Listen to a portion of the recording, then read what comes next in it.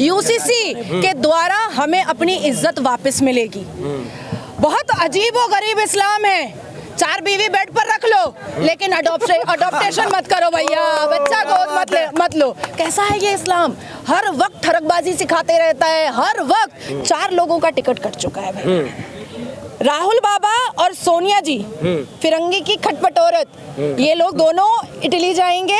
PC और भाईपो ये दोनों बांग्लादेश जाएंगे। 72 वर्जिन उरो के दीवाने हमें हिजाब पहनाने निकले थे, हमने इनके चेहरे का हिजाब उठा दिया है और अब मुसलमान बेटियों ने ये कसम खा लिया है कि आएगा तो मोदी आएगा और कभी ना इटली का नेता चलेगा और ना ही घुसपैठिया वोटर चलेगा, ठीक है। और ना ही ये जितने भी ISI स्लीपर घूम रहे हैं भारत का आधार कार्ड लेकर के, इनके भी कमर में रस्सी बांधा जाएगा। राजस्थान में बच्ची का बलात्कार करके उसको भट्टी में जला दिया गया।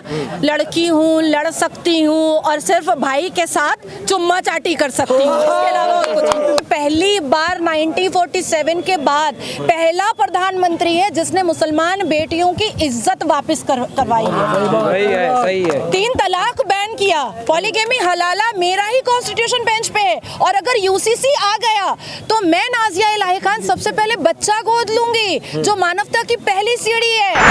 टोपी उटंगा पैजामा पहना करके एक ही बात सिखा रहे हो, तो ये पढ़ेंगे कब? ये तो 72 वर्जिन हूर के नशे से निकल ही नहीं रहे हैं, तो पढ़ाई कब करेंगे? अवैसी देखिए एक ऐसा व्यक्ति है सड़क छाप टाइप का, जो 48 डिग्री के गर्मी में भी शेरवानी पहन करके भारत के लोगों को कन्विंस करवाता फिरता है, मुझे मुसलमान बोलो, मुझे मुसलमान बोलो, मुझे मुसलमान बोलो। ये है अवैसी, इसके अलावा अवैसी ने कुछ नहीं किया। लेकिन और भी तो बड़े बड़े नेता हैं जो लोकसभा चुनाव में बाहर आएंगे, मसलन आजम खान साहब, मसलन बदरुद्दीन अजमल साहब। आपके बंगाल जहाँ से आप आते हैं वहाँ से बड़े बड़े पेशावरी मिनिस्टर्स, वो लोग कहेंगे कि अब देश के मुसलमानों को एक साथ एकजुट होना होगा, वरना इस देश में जो मुसलमानों का कॉन्स्टिट्यूशनल राइट है उसे नरेंद्र मोदी 370 सीट जीतते ही खत्म कर देगा। मोदी 370 सीटें जीतना ही इसलिए चाहता है। आप 370 की बात कर रहे हैं, मैं 411 की बात कर रही हूँ। दूसरी बात कि संविधान की दुहाई पहले चलती थी कांग्रेस के जमाने में, ठीक है। ये तो शरिया मानते हैं, तभी तो शरिया अभी हालिया में गजवाए हिंद का फतवा जारी किया था ना, तो ये तो संविधान मानते नहीं है, ये तो शरिया मानते हैं। तीसरी बात मैं आपको बता देना चाहती हूँ कि देखिए यूसीसी आर्टिकल 44 जब संविधान बना तब से है, ठीक है।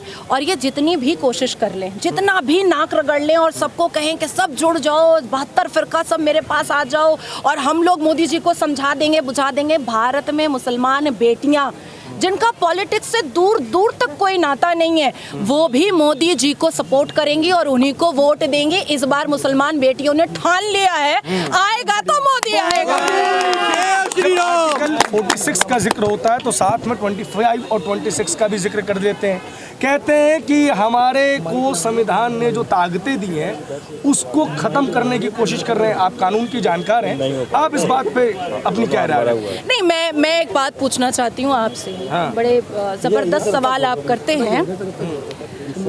आर्टिकल 14, 19, 18, 21, 29, 22 ये सिर्फ मुसलमानों के लिए है क्या? इनके लिए नहीं है क्या? है। इनके लिए भी तो है ना। तो जब गुस्ताखे रसूल की एक ही सजा सर तन से जुदा होता है तो अपमाने राम की एक ही सजा सर धड़ से जुदा भी हो सकता है।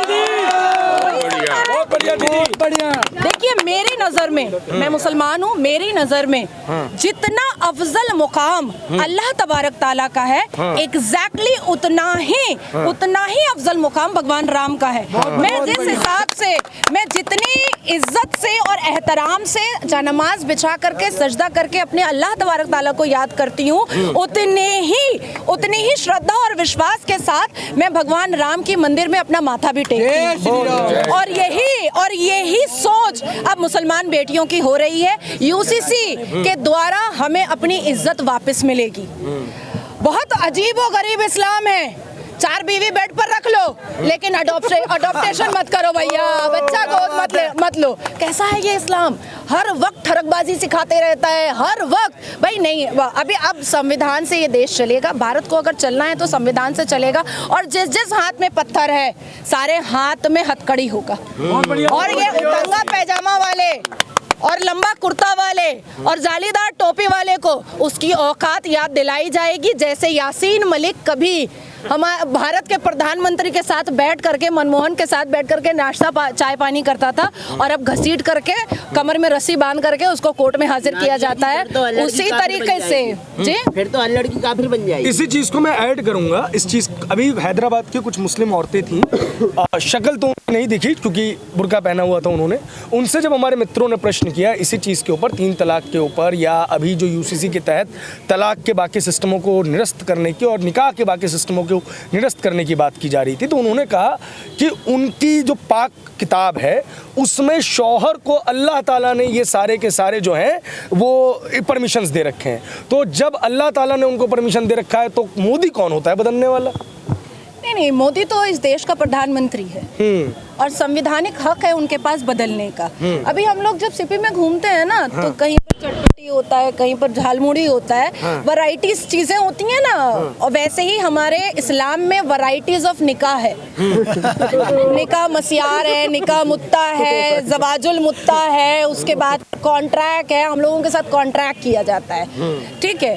तो इसको खत्म करना बहुत जरूरी था। अच्छा, ये चीज भी नोटिस में आनी चाहिए। बोल रही नहीं, देखिए बहुत सारी जिहादन है, सिर्फ जिहादी होता है, जिहादन नहीं होती है क्या? क्या बात कर रहे हैं? स्लीपर सेल आईएसआई के पास स्लीपर सेल सिर्फ मर्द है क्या? अजमल कसाब है क्या? हनी ट्रैप नहीं होता है क्या? देखिए लड़का सही बोला पीछे से, हाँ। तो जिहादी और जिहादन दोनों होते हैं, और एक जिहादन तो इतनी फेमस है, मुस्कान भगोड़ी भाग गई, ठीक है। दूसरी जिहादन नासिर खान बलात्कारी की बीवी। भाई पश्चिम बंगाल में जाकर के देखिए, पूरा बंगलिस्तान बनाने की पूरी कोशिश की जा रही है। पश्चिम बंगाल को बंगलिस्तान बनाया जा रहा है। मुझे लगता है कि आने वाले 2024 के इलेक्शन में 4 लोगों का टिकट कट चुका है भाई। राहुल बाबा और सोनिया जी, फिरंगी की खटपट औरत, ये लोग दोनों इटली जाएंगे। पीसी और भाईपो, ये दोनों बांग्लादेश जाएंगे। मोदी नहीं जाने देगा। हाँ जी, आप बोलिए। तो ये 4 लोग खत्म होने वाले हैं, अपने अपने घर वापस जाएंगे। आपने राम का जिक्र किया। इस देश के लोगों को ये विश्वास नहीं होता था कि राम मंदिर बनेगा। ये यहाँ पे बहुत सारे लोग हैं मेरे तर्क से असहमत हो सकते हैं, लेकिन राम मंदिर बना। जैसे ही राम मंदिर बना उसके बाद ये देखा गया कि लगातार फिर बाबरी के जख्मों को कुरेदने की दोबारा से कोशिशें चालू हो गई। क्या इन चुनावों में इस मुद्दे का असर मुसलमानों पे पड़ेगा? देखो, जिसने राम को लाया है हम लोग उसको लेकर आए। सही बात, बिल्कुल बढ़िया। दूसरी बात मैं कह देना चाहती हूँ कि देखिए, अवेसी और इमाम बुखारी अगर अपने अपना एक एक घर सिर्फ बेच दे तो मोहम्मद बिन अब्दुल्ला मस्जिद भी तो बन जाती ना। मुसलमान इतना पीछे कैसे रहता? अगर वाकई में अवेसी को, बुखारी को, इन सब को मुसलमानों की बहुत चिंता है, तो बुखारी, अवेसी जैसे लोग बिजनेस क्लास में क्यों ट्रैवल करते हैं और बाकी लोग ट्रेन से क्यों ट्रैवल करते हैं? मैं कहती हूँ मुसलमानों को कि बिल्कुल फॉलो करो अवेसी को, एकदम उसके पीछे पीछे जाहिले आजम और ठरके आजम बन के घूमते रहो, कोई दिक्कत नहीं है। लेकिन इमाम बुखारी के रेंज रोवर को भी तो फॉलो करो, अवेसी की प्रॉपर्टी को भी तो फॉलो करो। देखिए, इनके चेहरे का हिजाब उठ चुका है। 72 वर्जिन हुरों के दीवाने हमें हिजाब पहनाने निकले थे, हमने इनके चेहरे का हिजाब उठा दिया है, और अब मुसलमान बेटियों ने ये कसम खा लिया है कि आएगा तो मोदी आएगा और करेगा पूरी। 10 साल मोदी सरकार पे 2 क्विक क्वेश्चन। पहला क्विक क्वेश्चन, जिस फील्ड से आप आती हैं, लगातार ये कहा जा रहा है कि मोदी सरकार बनते ही इस बार कॉन्स्टिट्यूशन में भरपूर अमेंडमेंट किए जाएंगे, जिसमें सबसे पहले सवाल जो सबके दिमाग में आ रहा है वो है जो मंदिरों को लेकर जो एक्ट पास किया गया था 1991-1992 में कि स्टैंड स्टिल, कि जो चीज़ मस्जिद है वो मस्जिद ही रहेगी और जो चीज़ मंदिर है वो मंदिर ही रहेगी, उस चीज़ को बदला जाएगा। उसके अलावा 2-3 और कड़े फैसले लेने की बात कही जा रही है। चुनाव से पूर्व सीए लागू हो सकता है। अब आपको क्या लग रहा है कि इससे कॉन्स्टिट्यूशन की आत्मा मर जाएगी जैसा विपक्ष आरोप लगाता है, या कॉन्स्टिट्यूशन की आत्मा और जागेगी? देखिए, विपक्ष ने हलाल सर्टिफिकेशन का धंधा खुलवाया मुसलमानों से, वक्फ बोर्ड लैंड माफिया का धंधा खुलवाया मुसलमानों से, संविधान होते हुए भी all India Muslim personal law board लेकर के आया और मुसलमानों को, मुसलमान जिहादियों को प्रोवोकेशन दिया कि तुम डिवाइड करते रहो, हम रूल करते रहेंगे। संविधान जिस हिसाब से अमेंड हो रहा है, संविधान में जिस हिसाब से, संविधान के पक्ष में जिस हिसाब से काम हो रहा है, 2 दिन तुमको पता है कि मैं सर्वोच्च न्यायपालिका में बहुत व्यस्त थी। आने वाले 2024 के इलेक्शन के बाद जितने भी लोगों के हाथ में पत्थर है, सबके हाथ में हथकड़ी होगी। वर्षिप एक्ट खत्म होगा बहुत जल्द, बहुत जल्द। देखो मैं तुमको अच्छे से समझा देती हूँ। ना इटली का नेता चलेगा और ना ही घुसपैठिया वोटर चलेगा, ठीक है, और ना ही ये जितने भी ISI स्लीपर घूम रहे हैं भारत का आधार कार्ड लेकर के, इनके भी कमर में रस्सी बांधा जाएगा। प्रधानमंत्री संदेश खाली पे तो बोल देते हैं, लेकिन मणिपुर पे चुप रह जाते हैं।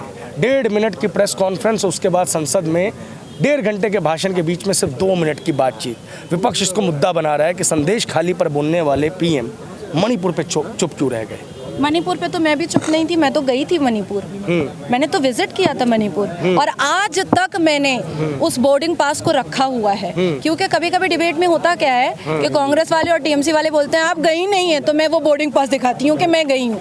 संदेश खाली में प्रियंका वाड्रा क्यों नहीं गई, बोलती थी बड़ा लड़की हूँ, लड़ सकती हूँ, तो कहीं नहीं गई। और मणिपुर क्यों नहीं गई प्रियंका वाड्रा, कोई कुछ कर लेता क्या। 19 बाद में 1989 से 1991 तक जो कश्मीरी पंडित बेटियों का नरसंहार हो रहा था, बलात्कार हो रहा था, तब प्रियंका वाड्रा क्यों नहीं गई थी। जरा जाना चाहिए था ना। राजस्थान में बच्ची का बलात्कार करके उसको भट्टी में जला दिया गया। लड़की हूँ, लड़ सकती हूँ और सिर्फ भाई के साथ चुम्मा चाटी कर सकती हूँ, इसके अलावा और कुछ नहीं। मंदिर हटाते हैं, 370 हटाते हैं और हिंदू मुस्लिम के बीच में जो भी चीजें हैं उसको भी हटाते हैं। काफी बातचीत हो गई है एज अ वुमन। और सिर्फ डेवलपमेंटल प्रोस्पेक्टस में मोदी के 10 साल में क्या कार्य हुए, आपको क्या लगता है कि इनको चुना जाए दोबारा। 20,000 से ऊपर तो भाई योजनाएं आई हैं और मुसलमान बेटियों के बारे में पहली बार 1947 के बाद पहला प्रधानमंत्री है जिसने मुसलमान बेटियों की इज्जत वापस करवाई है। सही है। 3 तलाक बैन किया, पॉलीगेमी हलाला मेरा ही कॉन्स्टिट्यूशन बेंच पे है। और अगर UCC आ गया तो मैं नाजिया इलाही खान सबसे पहले बच्चा गोद लूंगी, जो मानवता की पहली सीढ़ी है। शादी शगुन योजना, आप योजनाओं का नाम लेने खड़े हो जाओगे तो अभी 24 घंटे लग जाएंगे। तो उसका लाभ जो कहता है, लेकिन सिर्फ हिंदू मुसलमान किया है, काम कहाँ किया है। देखिए मुझे कार्टून सीरियल नहीं बनाना है, बहुत अच्छा इंटरव्यू हुआ है। लास्ट स्टेटमेंट की बार बार कहते हैं ये कि सिर्फ हिंदू मुसलमान किया है, काम कहाँ किया है। जमीन पे धरातल पे काम नहीं नजर आ रहा है मोदी का। देखिए मैं अल्लाह की बंदी हूँ, मैं अशरफुल मखलूकात हूँ। विपक्ष ने अल्लाह का स्लीपर सेल बना करके बुखारी जैसे लोगों को और अवैसी जैसे लोगों को खड़ा किया था, उसी का चेहरे का हिजाब हमने खोला है। और विपक्ष के पेट में दर्द हो रहा है कि जितनी चीज़ें जनता के आंखों से छुपी हुई थी वो सारी चीजें जनता के सामने आकर के खड़ी हो गई हैं। और जनता इतनी स्मार्ट हो चुकी है कि वो जानती है कि हमको किसको लेकर के आना है। बहुत बहुत शुक्रिया। दीदी आपको जय श्री राम। बहुत शुक्रिया।